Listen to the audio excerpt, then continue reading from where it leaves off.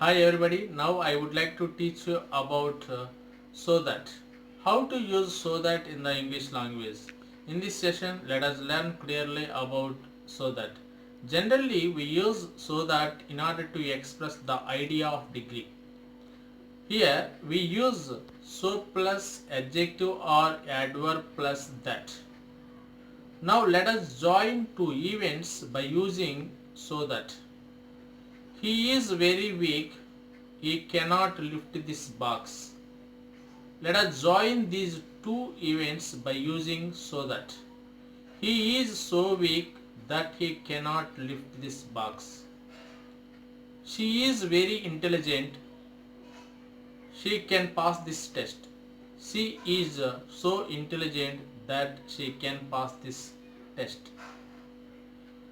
He is very weak. He cannot walk. He is so weak that he cannot walk. She is very lazy. She cannot do this work.